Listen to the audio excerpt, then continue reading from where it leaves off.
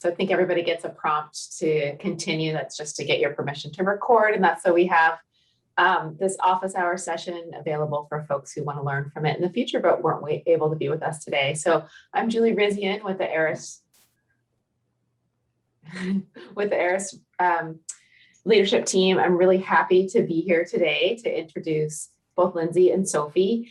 They're going to talk about undergraduate research. Lindsay is with the Council on Undergraduate Research. And with the ARIS, sorry, my headset's telling me my battery's low.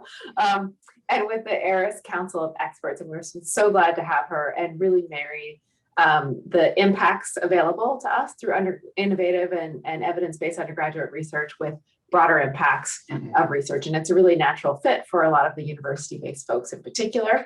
And also my friend and colleague, Sophie Pierzolowski, who will be, I was presumed, sharing some of her ARIS Fellows work, but it's also very integrated with her larger research portfolio that she does and her practice of being involved in undergraduate research, mentoring and matchmaking and program development and evidence building about inclusion. So I'm very, very pleased to announce that both of them will be talking. I do want to let you all know that this is less a webinar and more an office hour. So feel free to turn your video on, eat your lunch, engage with us, nod your head, look quizzical, do all of those things, and just join us in conversation. I think both Lindsay and Sophie will have a little bit to share with you, but also we'll have time to engage in discussion around these topics. So with that, Sophie, go ahead and take it away. Thanks so much, Julie and Mary Beth, for facilitating this. It's really exciting to see so many folks interested in virtual office hours. I think that's a really amazing model. Yeah, so I guess I'll get us started. I'm Sophie Pierzolowski, and I'm the director of the University of Washington's undergraduate research program, which is kind of their centralized unit. I think on most campuses, it's called an office for undergraduate research. And I stepped into this role in January, so I'm relatively new. I'm hoping I can say that for like maybe 3 years because it makes me feel better about myself. And I previously to coming to the University of Washington, I was at Oregon State University. And that's really where I got started in this fellowship.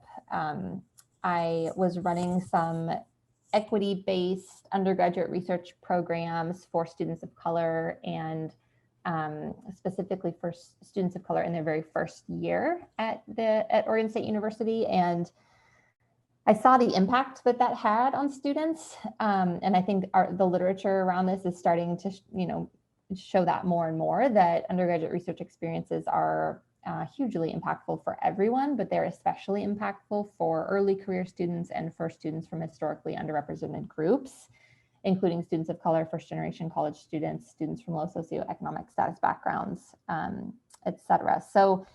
So that kind of propelled me into a PhD program while I was doing that work at OSU, exploring kind of what are the barriers to participation in research for students of color in STEM, and how can we start to kind of mediate those barriers. And so like Julie kind of mentioned, I had the privilege of studying something while doing it. And it was this kind of beautiful synergy where I would go to class or write a paper and then come back to the office because I was still working full time and try to implement it and see kind of how that came into play. And I think that, this is kind of obvious, but one of the things that I saw was that the mentoring is obviously the most critical piece, right? Like you can help a student navigate into a research experience. But if the mentor is not effective, then that is not going to be, if it is anything, that might be a worse situation than just not doing it at all, depending on how poor the mentorship is. So it's been so amazing to see more and more literature come out around how to more effectively mentor undergraduates in research. Jenny Shanahan has done some amazing work on this and her colleagues. And one of the gaps that I kind of recognized a few years ago was that while that literature around effective mentorship was getting stronger, there was still not much on how to do that effective mentoring in ways that are equitable and are inclusive. And so kind of tilting all of those practices towards a DEI lens And I think now we're seeing more and more of that work, but that is where my kind of fellowship proposal came in. And so I applied for the ARIS fellowship program. And I don't know if Julie, you want to put a link in there? Does everyone already know about the program? Yeah, I can put a link in there, although our request for proposals for 2022 is not up yet. So it'll be up in the next about month. So okay, there's not a lot of information about what's coming. Okay. Well, yeah, so maybe I'll step back because that was an introduction that turned into like a long, why am I here? So let's step back. And before I pitch the fellows program, maybe we could go around and do quick introductions. Probably quicker than the one I just gave, but what's your job? What university are you at? Why did you come to these office hours? We would love to hear a little bit more about kind of what brought you here. Nancy, do you mind starting us off? Oh, I think you're still muted, Nancy. Yep. So I'm Nancy Holmes, thank you. I'm at the University of Idaho in Northern Idaho. We are a land grant university, the land grant university for the state.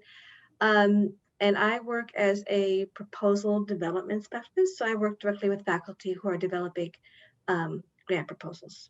And we do a lot of faculty training as well. Amazing. Nice to meet you, Nancy. And Lindsay, I kind of thought you might do a longer intro before your piece, but if you want to do that now, it's totally up to you. Well, Sophie, I think when we talked about this, right, office hours and hour style is not a particularly formal one. So you're likely never going to get a very long intro from me, but Lindsay Curry, I am the executive officer at the Council on Undergraduate Research. And as the person that is 2 years in, Sophie, I think you should milk being the newbie for as long as possible, especially in the world of a pandemic. Nothing is as it used to be or seems. And so we are all new for the foreseeable future. So I have been here about 2 years. Prior to this, I had been at Kerr a handful of years ago as their director of membership and communications. And when I had the opportunity to come back to work on this important mission and with this amazing group that includes Sophie, I was thrilled to do so. So happy to be here and looking forward to participating in this conversation. Thanks, Lindsay. Meghan, do you mind going next? Sure. I'm Meghan Heitman. I'm at Iowa State University, actually on campus for the first time since last March, like 2020 March. And I'm also in an empty building. I'm pretty sure I'm the only one here. Did you find any surprises in your office? Well, I worked from home before the pandemic. So the only thing that I think was here was a leftover poinsettia from Christmas 2019 that I requested somebody grab and throw away a while ago. But yeah, most everything's at my house anyway. But I am a broader impacts training coordinator, both at Iowa State and on the training team for ARIS. And I've been a part of ARIS and NABI since the beginning. So I'm here just supporting everything. That's great. Well, welcome back to your office. I went back to my office before transitioning to UW and I found some dead cockroaches in mine. So I think flowers are probably the better option there. Mary Beth, do you want to introduce yourself? I know you're kind of behind the scenes making it happen. Hi, I'm Mary Beth, and I wish I could have my camera on right now. But I did something that's kind of confusing. I have 2 of the exact same Zoom invites on my personal calendar. I opened one and then I got notifications that y'all were wanting to be admitted. And so I had to open the other Zoom invite at the same thing. So the camera works on the other one I have open. And if I end it, it ends this meeting. So I can't. So Sophie, I was looking forward to meeting you and seeing you, being able to talk. So I'm the assistant for ARIS. So when you see emails from me for office hours or the BI 101 webinars or advanced BI webinars or focused webinars, which we'll call it next time, you'll know who I am. And Lindsay, I think you and I have met before over Zoom. But anyway, it's nice to be here and to see all of you. Thanks. Sorry that you're stuck in a Zoom matrix or black hole, depending. That's exactly what it seems like, a Zoom matrix. Yep. Awesome. Julia, do you mind going next?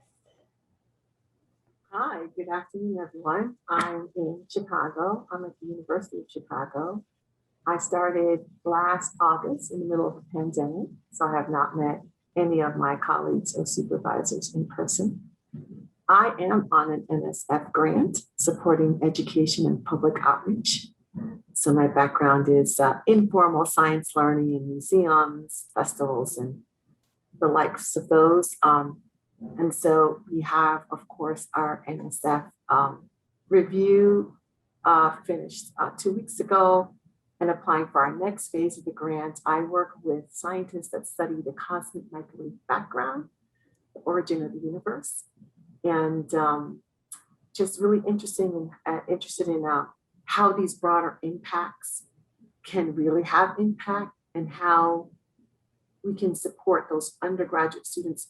How is that pipeline reaching back to those middle and high school students, especially girls and underserved minorities? And how can those students that are doing undergraduate research also support their peers that are coming up behind them? And where does the broader impact really lie? Where's that sweet spot, and where are we? Next week, I'm going to attend your evaluating the broader impact session.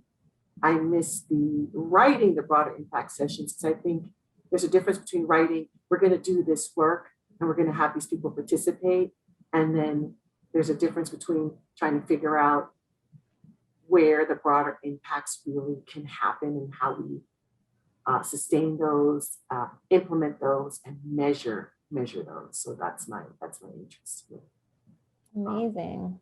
Yeah. Well, thanks for coming. It's really nice to meet you. Nice to meet you all. I look forward to the support. This is really to support each other and to support us to get this work done as best as we can. Yeah, ARIS is such an amazing community.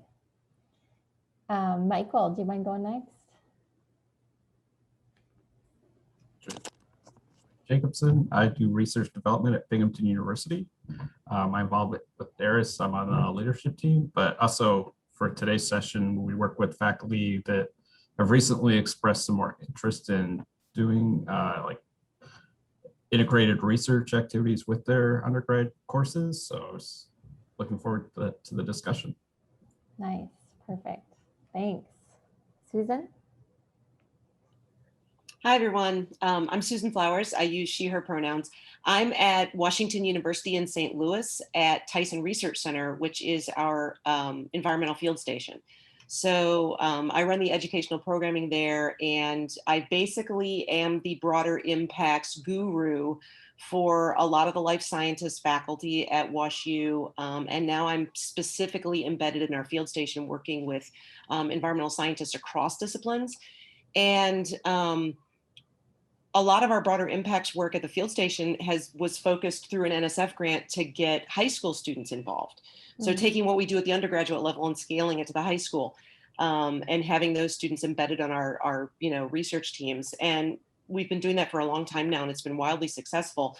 But I want to learn and talk more about how the undergrads in our kind of hierarchical mentoring structure that we have at the field station every summer, what the broader impacts look like specifically at that undergrad level. Because I'm like, we've got the high school thing kind of going. And is it enough that those two cohorts are interacting together? You know what I mean? And then with our mentors being involved as well. So I'm just interested in all of the intersections of kind of hierarchical mentoring and, in the hands-on learning frame.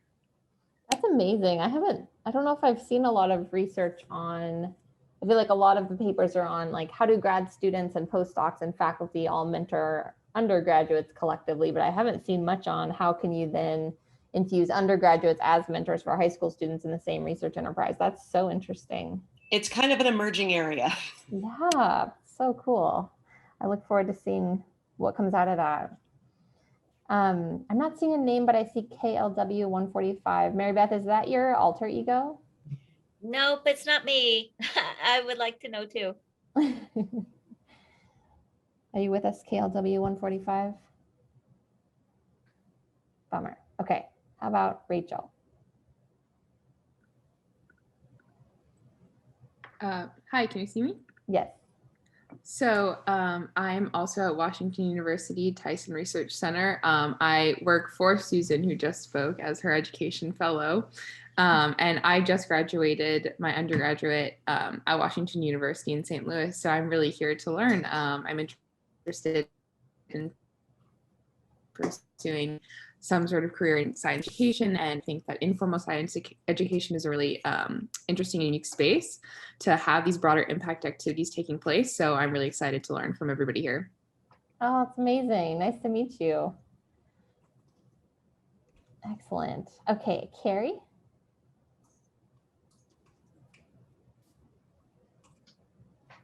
Hi, I'm Carrie Quajo. I am at UC Merced, and I serve as Executive Director for a National Science Foundation funded center. I do a lot of different things with the center. One of the things I do that connects to this discussion is I oversee the broader impacts for K-12 and community. I do not oversee, but our center has 2 undergraduate programs, one that's academic year and one that is summer. And I used to manage 2 different RU programs at University of Illinois and an RET program.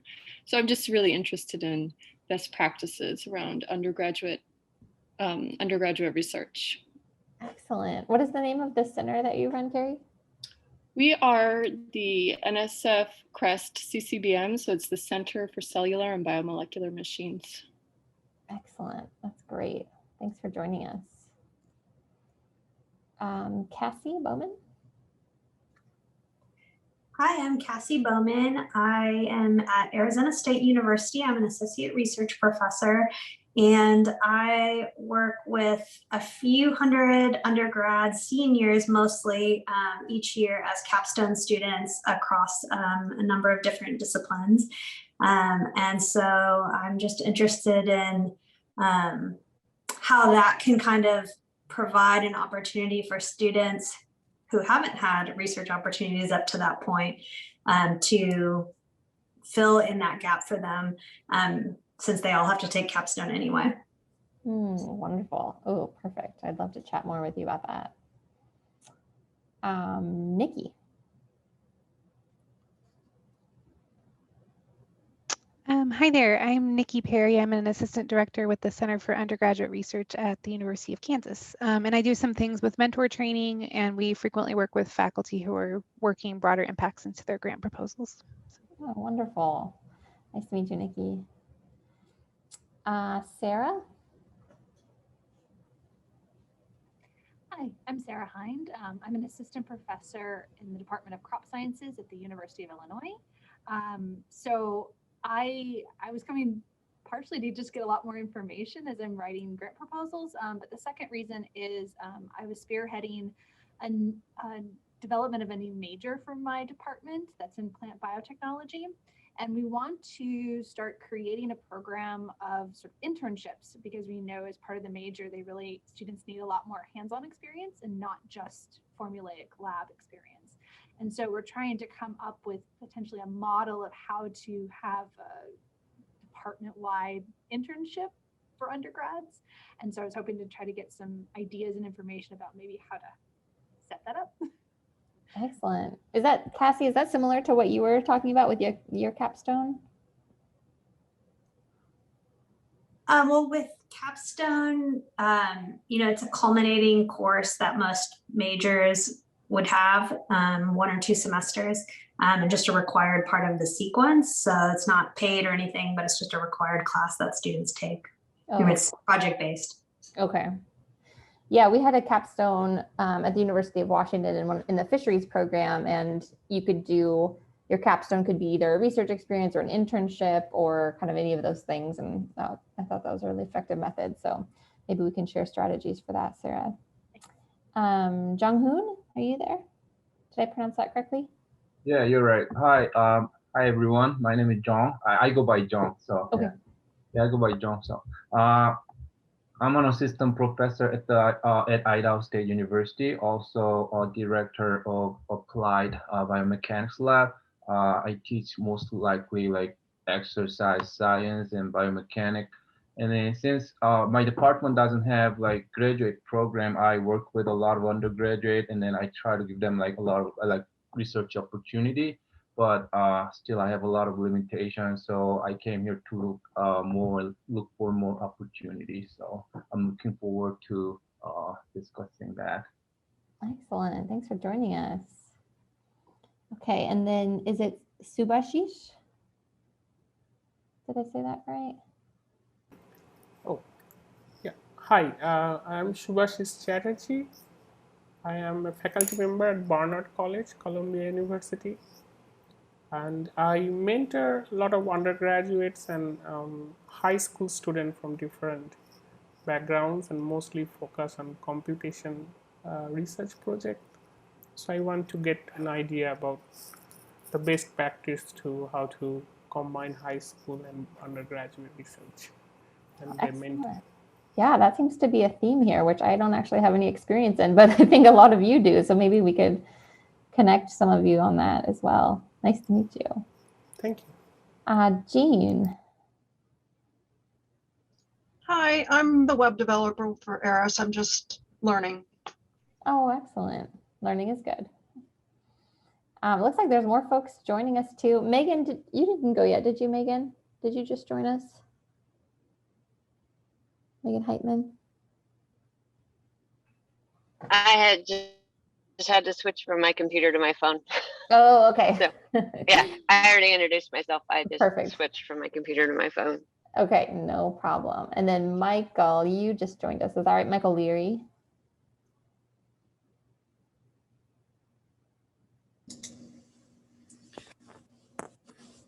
Hi, everyone. Yes, thanks for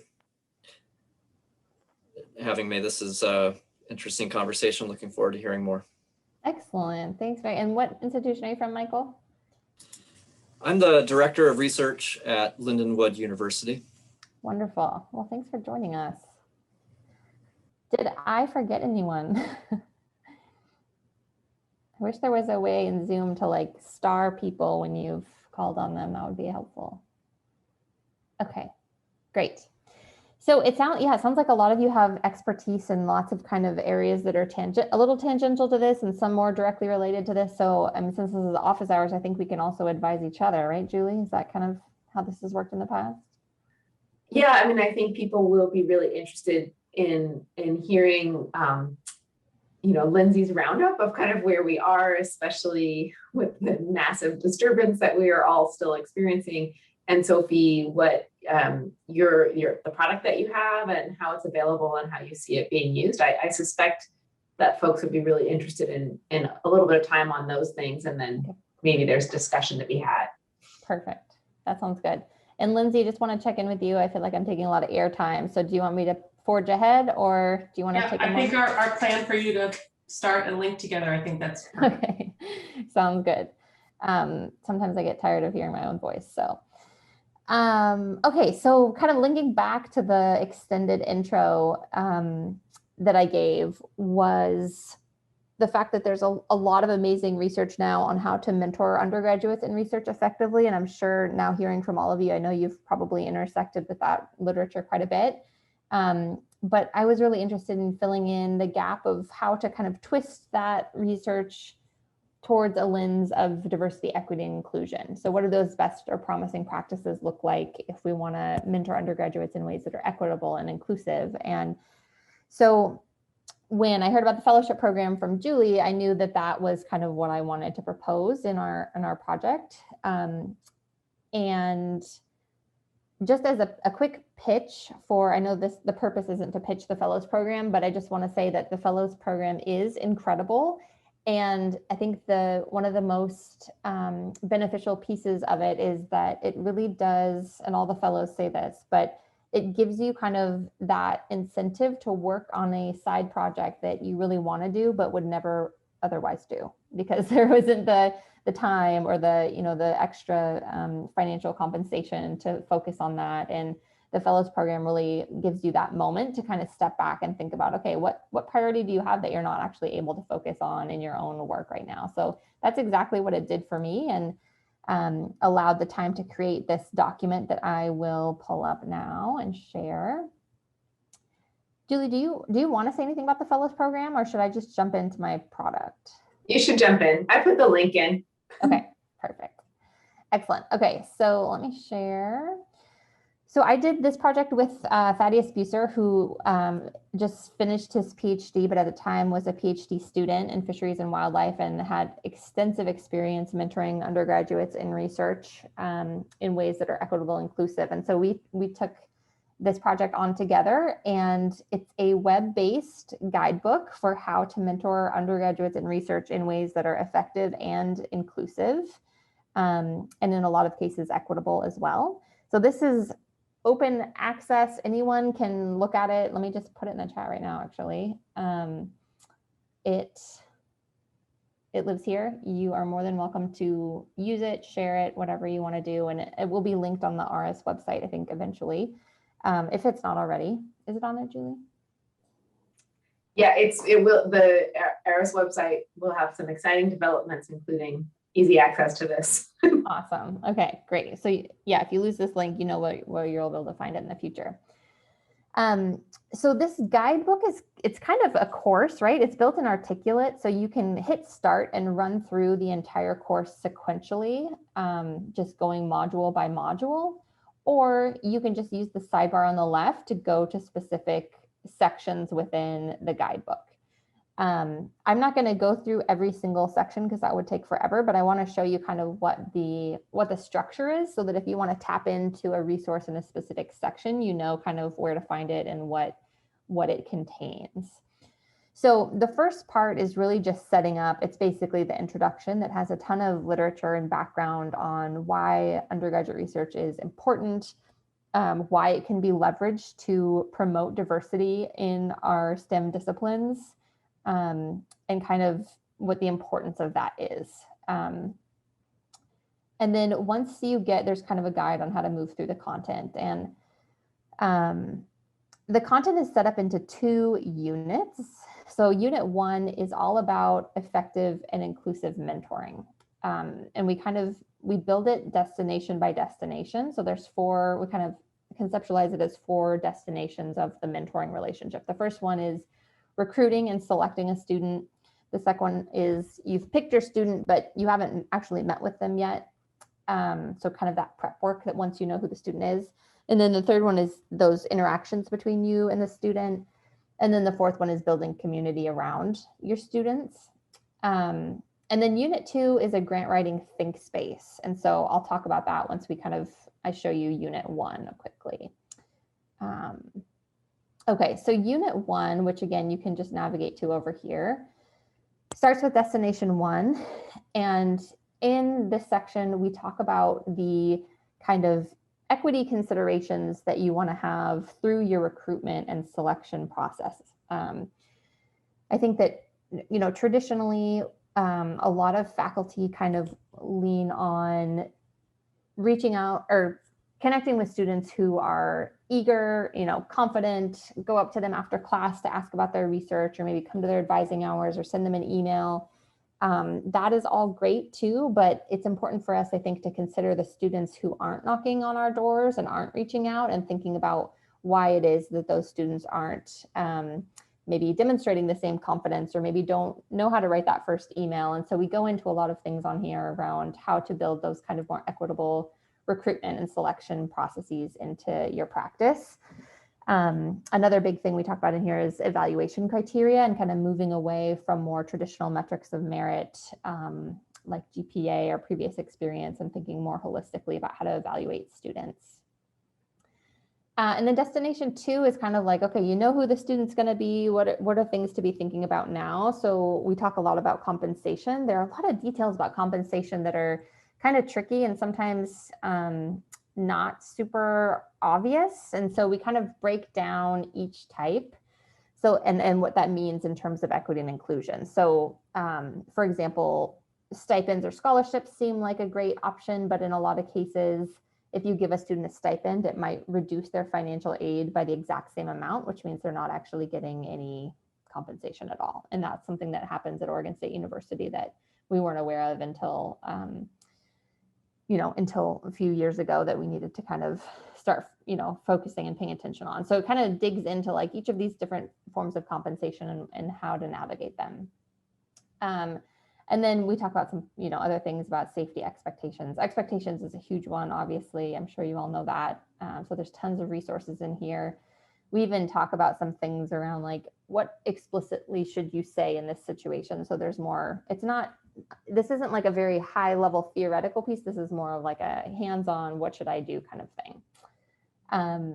And we infuse in here some different pit stops, which are examples from active mentors. So this is a mentor who's developed a really nice kind of authorship expectations document. And he allowed us to put it in here so folks could see an example of like, what is an authorship expectation document you could prepare that your undergraduates could lean on if they have questions about that kind of thing. And I'm not going to touch on all these. Being an ally is a theme that we touch on in every destination because it's such a critical aspect of effective and inclusive mentoring. And so there's resources in there. Interacting with mentees, giving personalized attention. What does that actually mean? How do you actually do that? How do you cultivate empathy with your students? There's more pit stops in here. Development, more about dissemination and why that's important for students and how to promote it, promoting confidence. And then again, we turn back to allyship. I think in this piece, I draw on a framework that was developed at Oregon State University for how to kind of be a culturally responsive mentor. And these folks talk about how important it is to balance advocating for students and also empowering students, because if you do more advocacy or more empowerment, you risk either kind of speaking up for the student and neglect, and not giving them a voice in their own situation. Or if you focus too much on empowerment, it might be perceived as neglect, like kind of like a you got this kind of thing. And so we talked about how to balance those two in here. And then the fourth one is just building community around mentees. So what are some of the things you can do as a group, like co-authoring inclusion statements for your research team, how to really encourage networking and ensure that your undergraduates are working effectively in research teams and in research meetings, and not, being really intimidated and kind of not speaking up, and how you can focus on that. So the next part of this is that grant writing think space. And basically what this is, and I know a lot of you said you're kind of grant writing and kind of thinking around ways to infuse broader impacts work into your projects. What we wanted to do here was create a think space for folks who want to use undergraduate research in their kind of broader impacts grant writing practice, and also want to use it to leverage diversity initiatives. So some of you talked about infusing undergraduate research into courses as a way to promote access to research experiences for students. That's an incredible equity practice. And so I think the first one is about that. Nope, that's not the first one. Might be the second one. Yeah, the second one talks about course-based undergraduate research experiences. So that might be of interest to you. The third one talks about kind of working with undergraduates to design K-12 curricula and how to kind of bridge that gap. So that one might be interesting to those of you who are thinking about bringing high school students into the kind of mentoring matrix. And then the fourth one is partnerships between local community colleges and more research-focused institutions. So that we don't obviously write the projects for you. It's more of like, here's what's been done on this before. Here are different directions you might want to go with it, et cetera. So that, I think, is all I'm going to say about the product. I gave it to you all in the chat, so feel free to use it however you want. If you ever want to meet with me and kind of talk through it, or have me talk with some of your faculty around it, I'm more than happy to do that. That's kind of maybe a good segue into Kerr. So Kerr does amazing work on distributing resources like this to undergraduate research practitioners across the country. And so I can't really remember how it happened, but maybe Lindsay, you found the fellowship product? Well, they found me, right? They found you. And I will just say, I want to just do a quick plug, because Sophie showed you the grant writing think space, but one thing that's really cool for using the product is that it really pulls the literature together. So if you're using it for grant writing, it's like such an excellent resource to access the literature without having to be an expert in that space. Because of course, when you help people with their broader impacts planning, you can't be an expert in all of those things. And so Sophie is, and she's packaged it in a way that's really accessible. And then the other thing is, encouraging PIs to sort of focus in on what they want to accomplish with the undergraduate research, rather than we just want to do undergraduate research because we heard it has impact, right? And I think Sophie's practical experiences that she shares in the touch points, what did you call them? That's where you can kind of access that. We're going to do this. It's based on evidence, and people in practice do it in this way. I think it's a really useful thing for helping PIs really get into the weeds with what you can accomplish with undergraduate research without just sort of throwing it as like a spaghetti against the wall type broader impact, which I think happens way more often than we might like. So Lindsay, with that, I'll pass it back. Thank you, Julie. And thank you, Sophie. Yeah, so the Council on Undergraduate Research, for those that are unfamiliar with us, we are a membership organization about 40 years old, and we have 14,000 members that are part of our community and about 700 campuses. And CUR really is a community of sharing, and that is really the structure in which our organization is built, and part of why, we have relationships with Sophie and ARIS, and that kind of outreach that we do is bringing together all of the folks that touch undergraduate research, because there's so many roles and responsibilities that come into this community, and we try and provide resources and a place and facilitate that community as best we can. And CUR is currently, I think, in a real period of growth. Since George Koo listed undergraduate research as a high impact practice in 2008, I believe, the community has increasingly grown, because that is when we had kind of the research backing showing the impact of undergraduate research on students. We had faculty members and mentors for, at that point, decades that had been participating in CUR that saw hands-on the impact it was having on them and their students. But that is really when it became kind of this institutionalized shift to a kind of an essential tool for campuses. And CUR is at a point where last year we rolled out a new strategic plan and a new vision statement to kind of help us lead to the next kind of iteration of undergraduate research, right? We're seeing it much more formalized, the increased development of these offices of undergraduate research, and the more formalized practices on campuses. So our vision statement is to enrich and advance society through undergraduate research, scholarship, and creative inquiry. And kind of those additional words of scholarship and creative inquiry is because CUR really focuses on all disciplines, right? And undergraduate research is a term that was often simply associated with the sciences, and we are really about including kind of all perspectives, and that's really important to where CUR is moving forward. And in part of this, the rollout of this new strategic plan, much of that is what aligns us with ARIS and what broader impacts are doing, including diversity, equity, and inclusion, advocacy and partnerships, and collaboration and community, right? These are just some of our goals, but a lot of what we've been talking about here.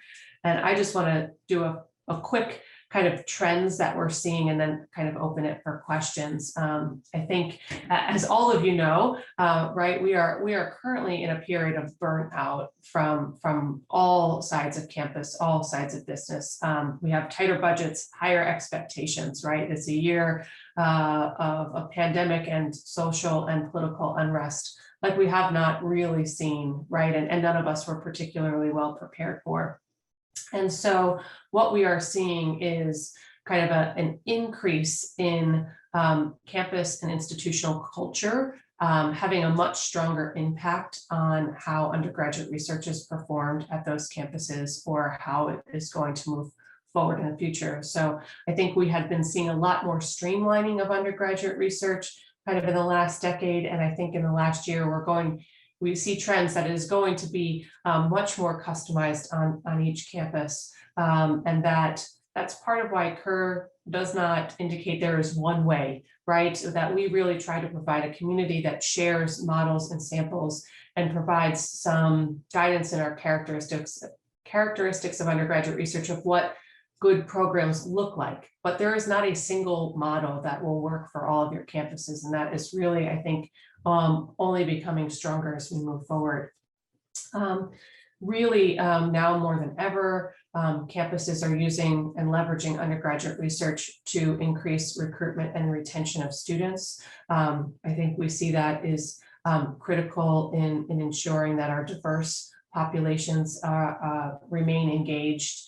But that also relates to some of the other shifts that we're seeing, and Sophie mentioned a bit of this in her presentation, the shifting processes for recruitment and requirements for participating in undergraduate research, right? Shifting from this only being accessible for the best and the brightest, but those that may be at the bottom, right? This is actually a way to engage them and how important that is. We're also seeing a huge shift and swing of the pathway for students, right? Undergraduate research really was something that came out of the predominantly undergraduate institutions for faculty members that were doing research and did not have graduate students and were trying to prep their students for graduate school. We are now really seeing it as another tool for essential skill development for workplace. Still huge as a pipeline for graduate schools, but we are hearing from businesses and industry that the skills that students are learning in their undergraduate research experiences are what they are looking for as they're placing people in the workforce, which is critical again for that diverse participation in undergraduate research. I think also one of the points that Sophie touched on is the increase in peer mentoring and the need for that to be able to show a diverse participation in these programs, right? We know that faculty members are not as diverse as we would like, and trying to provide support for our diverse students. Peer mentoring has been increasingly popular, and that there's increased need for guidance around that for sure.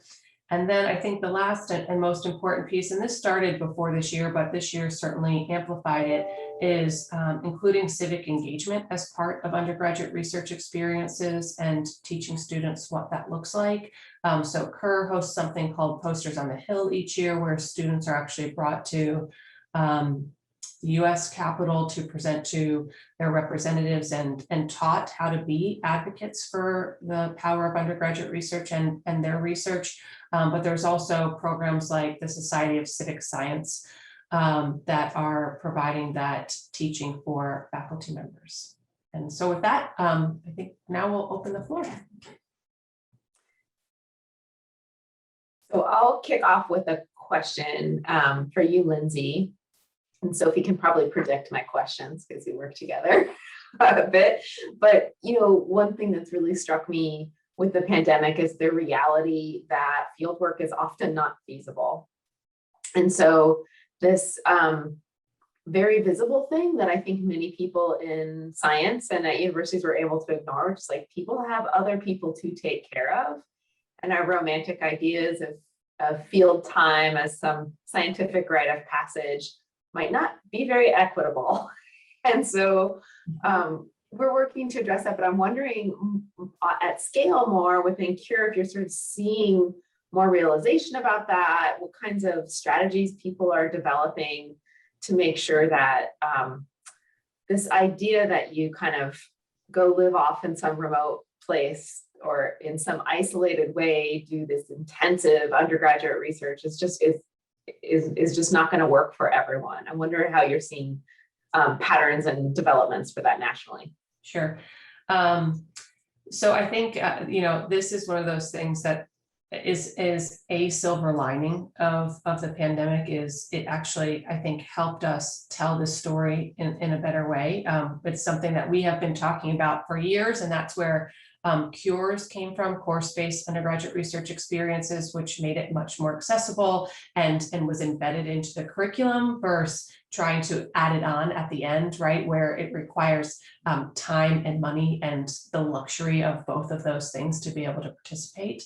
I think this is going to be a shift for disciplines, right? So I believe it's the Geoscience Society of America. It's one of the geoscience societies, and I can follow up with all of you, but they've done kind of incredible research on the impact of the pandemic on research within that particular field and who it's excluding, how it's impacting them, what they think the long-term implications for the discipline are going to be. Kerr really focuses on all academic disciplines. So to be able to say wide sweeping that all of them have acknowledged this yet, no, that's not the case, but we are certainly seeing the first indicators. I think, the first year of the pandemic, people were just trying to survive, right? We are now starting to see the trends, the impact analysis that are happening. We see it certainly. Kerr each year hosts a conference for research experience for undergraduate participants in the fall.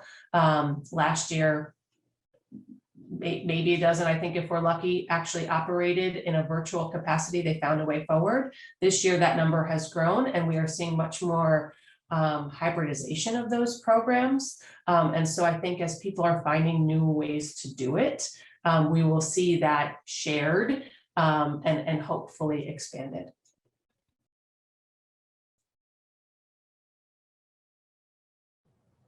Thanks for sharing this article in the chat, Susan. That looks great. I don't know if I've read that one.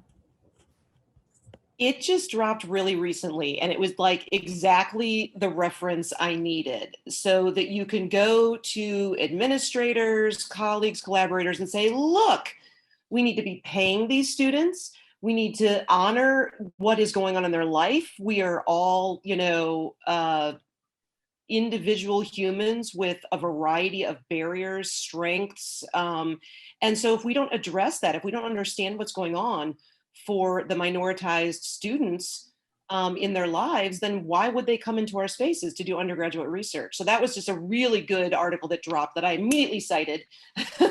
So what I think has actually been wonderful about the pandemic is that I know people were supposed to write, but some people actually did. And so there's so many articles, certainly in my area around field stations and field ecology, the environmental sciences, about protecting scholars in the field, all these kinds of things about how to support our students from minoritized identities when they are trying to do something in the predominantly white space without the resources that the rest of us are privileged to have. And so find those citations. They are out there. And I think it really goes a long way for this argument that, that the literature is out there to support the programming that we want to build to be more inclusive and to broaden participation. So I really, it blew up over the last years. Susan, I would add to that too. It's not just undergraduate research, the activity, it is all of the associated pieces, right? So I was just having a conversation about presentation opportunities, right? And an individual wanting to create a summer conference for students, right? Well, summer is often the time where they can actually work, right? And so they don't have jobs where they have the luxury of paid time off, or they only have a 3-month job. So they don't get the luxury of taking time, even if it's unpaid, right? And so the timing of these research presentations, I will say, we're still working on the final numbers, but the National Conference on Undergraduate Research, which Kerr runs each year, was virtual this year. And our participation by more diverse audiences increased considerably, right? And so I think we keep getting pushback that the criticalness of the importance of in-person, which there's certainly things that can't be replicated online, but how important it is to at least offer or have diverse opportunities for presentations, because they need these pieces on their CVs and all of these things as they move forward. So thinking about it not just as the practice of undergraduate research, but all of the associated pieces are really critical. Lindsay and Nancy, you may relate to this too. In our regionally here, I remember participating in a super powerful panel or being a attendee in a super powerful panel of Indigenous students, and the ways in which they balance being away from home and family and you know, where their community feels they belong. And the summer experience stuff was like one more check against college. Like that's one more thing you have to do. That's not really, it doesn't really align with the values of our community and our expectations of you as a member of our community. And that was super powerful for me because of course I, you know, did the Marine out on an island research experience, and it was an incredible, you know, door opening thing for me. But, and I had these, like most scientists that I work with, romantic ideas about it, right? And it's really can be hard to conceptualize that that's not a tick for stay in science, but a tick against for some people. And I'm just sharing that not as a, you know, evidence from the literature, but something that really moved me when I heard Indigenous students who were about to graduate say how the types of things that they had to deal with. And that was one of them, was engaging in these kind of not exactly required, but really pretty required if they wanted to keep in science, that would just really misaligned with what their lives and their communities expected from them. So. Thanks for sharing that, Julie.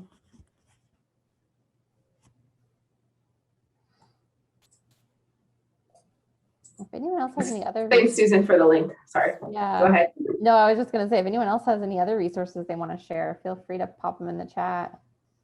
It's great.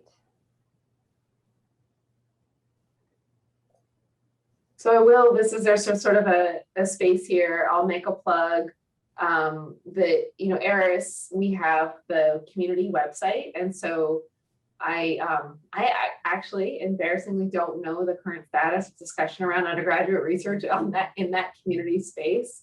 But certainly if folks want to stay engaged with each other on the topic, that's a location where we can do that. So the ARIS website, I know a lot of you get the emails that sort of tell you about these events, but it's also a place where you can go and engage and plop documents so you can share later with folks and you can have a conversation or invite others in the broader ARIS community who might not be able to be here today to share their insights with you if you have questions about undergraduate research or anything else. And I don't know if anyone else has one final question, but it seems like we have a couple minutes here. I'll put my email in the chat too if anyone wants to follow up about the product or if you're wondering about the fellowship program, if you're thinking about applying, I'm happy to chat with you about that too. Same here. Any conversation about undergraduate research, happy to have, if I can point you in the right direction of a resource or somebody else that is an expert. That is what CUR is about, and I'm happy to help make those connections. All right, so I don't know about the rest of you, but this is my third Zoom in a row without a bio break. So I feel like I want to help make a commitment to not end meetings at 2 minutes after, but a couple minutes before instead for everyone's health and safety. So thank you so much. You have Sophie's email. It looks like Lindsay's put hers in there too. Thank you for sharing the resources, and we'll see you next time. Thanks everyone. So nice to meet you.